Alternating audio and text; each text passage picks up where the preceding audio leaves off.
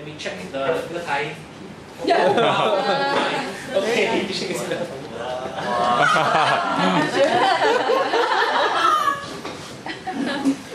Greetings, Earthlings! I come in peace. I come to you from the mystical planet Q in an alternate dimension where gender is optional and sex is compulsory. I am the messenger, the high priestess Marikitara Hondan, and I have brought 5 heralds with me to shine light upon your queer futures. The herald, the first, Nicholas Deroose. No, hey, sit down, lad. Herald the second, Yi-Sheng. Herald the third, Joel Tan. Herald the fourth, is Amanda Lee here yet? I'm here. Clap. And Herald the fifth, who is not, who has unfortunately manifested himself on the opposite side of the earth right now, Jeremy Tiang. I would also like to thank our earthly hosts, Select Books.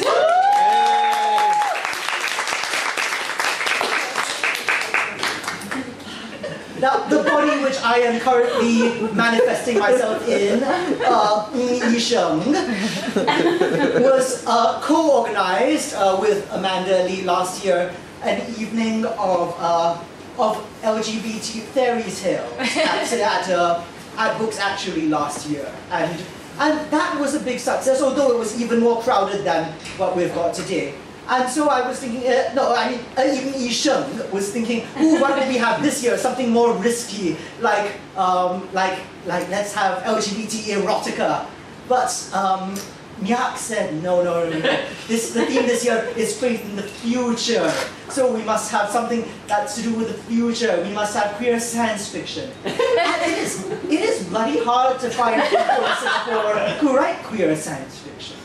Like, we have only one of the 4 people, the 5 people we're featuring tonight actually has a real grounding in writing queer sci-fi. I mean, there's certainly lots of speculative fiction that counts as queer, but we actually had several no's, or sort of yes and then no's from various authors we approached.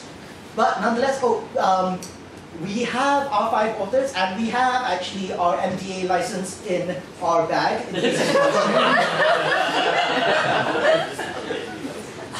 And thus begins the night with a brief aperitif of a microfiction set in the near future by Mr. Nicholas Deroose.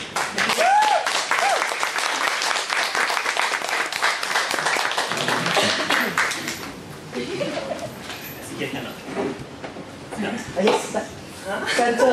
Gosh, I see you. Stand up. Okay. Arise! Hi. So it was kind of like a last minute thing. Yi-Sheng asked me to come read, and I didn't even know the editor was going to be here. So it's the first time we're actually meeting, so thank you for letting me be in this book, Iron Curtain, which is a book of speculative Singaporean fiction.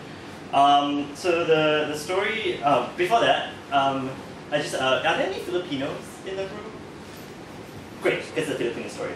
I was kind of going to mispronounce the words, because there are some words in Tagalog, probably.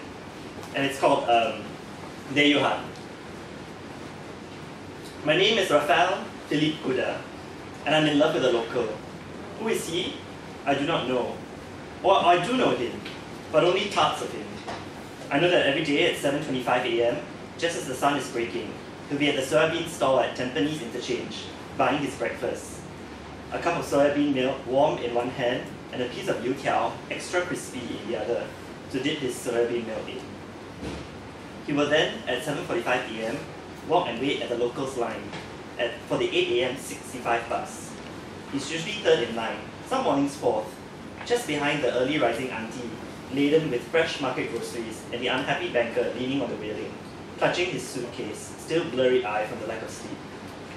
Today, he's wearing a powder blue shirt, pressed against his fair, athletic frame, with a pink and purple striped tie, carrying his usual AIG folder. It must be Wednesday today. He always wears his blue shirt on Wednesdays. I sneak glances at him, hidden by the bustling sounds of hawkers calling out to the breakfast crowd and the busy businessmen yelling out at their handphones. Gazing from the back of the adjacent foreigners' line, a metal barrier dividing us by our nationalities, I wonder if it's possible for the Yohans and locals to be together. It's been almost 2 years since I left Cebu. The delicate salty smell of the sea no longer lingers on my fingertips, replaced instead by the rough scent of ground coffee that clings to my body, even in my sleep. I adjust my Starbucks cap, running my hands through my damp hair, my black uniform with its cherry green logo, thankfully hiding the oily sweat stains as the humid sunlight continues to beat down onto the line. Life here is orderly and efficient. Like the bus lanes that clearly mark where you're supposed to stand, the chaos of the urban jungle is organized into minute schedules that distinctively define who you are and where you stand. But doesn't true love conquer all? Why this flimsy barrier compared to the strength of my undying love? I should leap, fly on the wings of love and be my Chinese prince.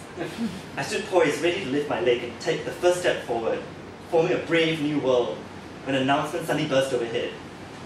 Bus 65 to Harbourfront, please allow the locals to move first. My leg freezes in mid-action as the local line moves quickly, the bus doors quickly swallowing a long line of Singaporeans boarding the vehicle. As with most mornings, the bus is full before the first few foreigners have stepped in.